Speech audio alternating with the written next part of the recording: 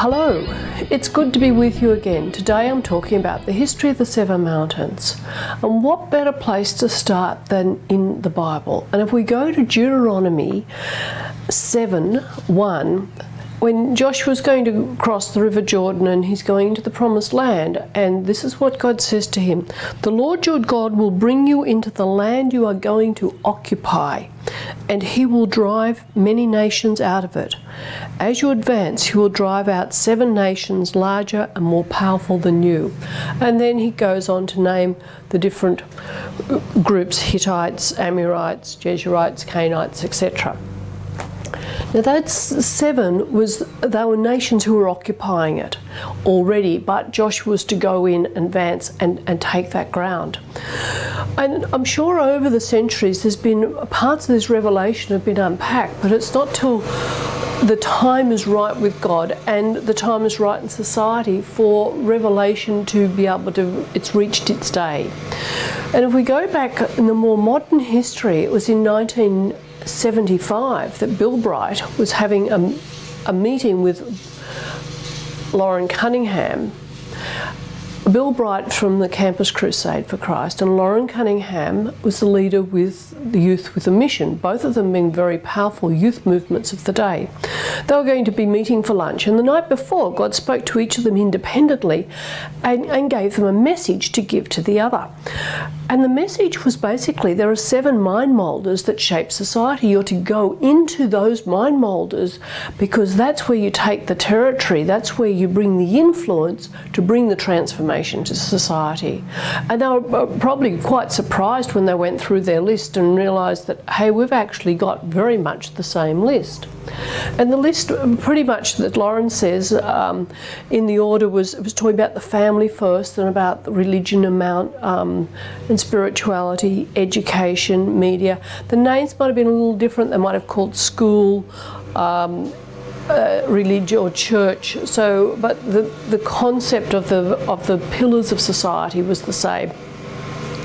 After media was celebration, economy, government. And that was the basis of the 7, and they realised as leading youth movements that their training was to release these people and train them and equip them to be the influencers within these spheres themselves. Now what is interesting, and about 3 weeks later, Lauren's wife Darlene was watching TV and Francis Schaeffer was there, and he ran through a list of 7 spheres of influence for society, and she was sort of, wow, that's the same 7 that Lauren already had. So here's another person that has this revelation that, hang on, we're meant to be not just in the church, we're certainly meant to be in all of society, and these are the key influencing areas. This was followed up, and about 2 years later, I think Pat Robson, who was TV evangelist and who was starting the Regent University in 1977.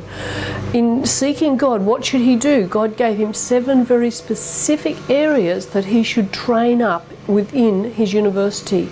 And guess what? They're the same 7. Now, if we come forward into far more recent times, there's been various things that have happened. There's a pastor, prophet, in Atlanta, USA, Johnny Enlow, and God gave him a revelation of these 7. And he's written a book called The 7 Mountain Prophecy from the revelations that God has given him out of this. There's Lance Woolnough talks. Dr. Lance Woolnough, who's well known for his talking and teaching very much on the 7 mountains, was talking with, or actually did an interview with a guy called Senator Michael Krotz, and he relays a story of, very simply, he died of a heart attack, and while he's on an emergency ward and they're trying to get his heart going, he's up in heaven and Jesus, talking with Jesus, and Jesus points out a mountain to him that's risen out of the sea and said, that's a political mountain, you're meant to, you know, I've called you to go in that and be an influencer in that political mountain. But he also happened to notice there were 6 other mountains.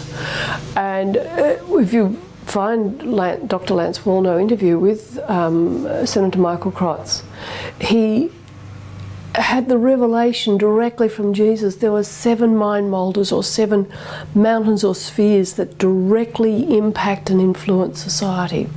So there is the history from various places that God has revealed supernaturally to individuals independently.